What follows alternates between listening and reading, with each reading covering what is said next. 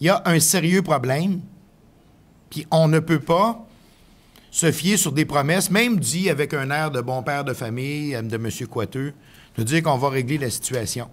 Alors qu'au lieu de développer l'expertise à l'interne, on crée des centres de gestion informatique, on subventionne CGI, qui a fait 18,4 milliards de chiffre d'affaires l'an dernier.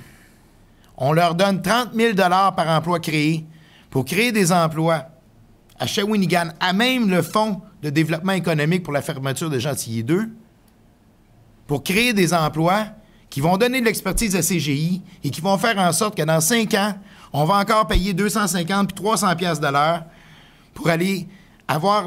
Alors, le gouvernement du Québec précédent avait eu le projet de mettre 2 centres d'expertise, un à Rimouski et un à Chicoutimi. Bien, ce qu'on en sait aujourd'hui, là, depuis 2 ans que ça avait été annoncé, il y a une directrice à Rimouski. Je pense qu'ils cherchent des locaux. Ouais. Non, mais c'est parce que ça n'a comme pas de bon sens, là. Il faut vraiment que ça avance. Il faut qu'on arrête ça. Bien, il faut quand même rendre hommage au précédent gouvernement qui a essayé d'inverser la vapeur en créant les 2 centres d'expertise en informatique. Et là, il y a une 60aine de personnes qui travaillent là. Mais le plus inquiétant, ça a été de voir que M. Coiteux, le premier réflexe qu'il a eu, quand il a regardé ça, l'étude des crédits, c'est de dire hey, comment ça se fait des centres d'informatique en région qui ne sont pas très forts sur les régions, le gouvernement. Comment ça, en région? Il me semble que l'expertise est à Montréal, ça devrait être créé à Montréal, ça. Et il a remis en cause la création de ces centres-là du fait qu'il y en avait un qui était à Chicoutimi et qui s'adonnait à être pas très loin du comté de l'ancien président du Conseil du Trésor. Donc, il a fait de la petite partisanerie politique pour remettre en question un phénomène qui, au moins, nous redonnait espoir, nous redonnait confiance, recréer de l'expertise en informatique à l'interne.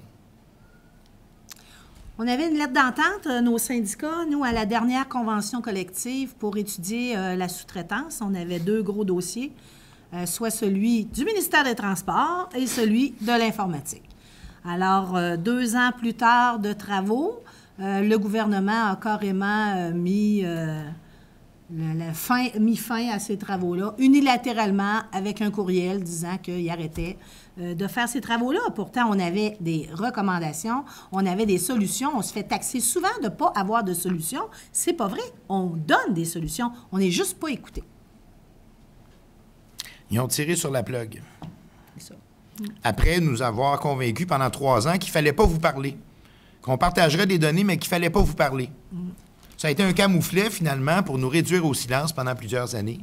Pour, juste avant de rendre publiques les conclusions, dont une qui recommandait d'embaucher tout de suite 1500 employés à temps complet pour commencer à inverser la vapeur, à inverser le courant de la perte d'expertise au gouvernement du Québec, puis d'une situation où on se livre pieds et poings liés à l'entreprise privée qui s'en met plein les poches. Merci beaucoup. Merci.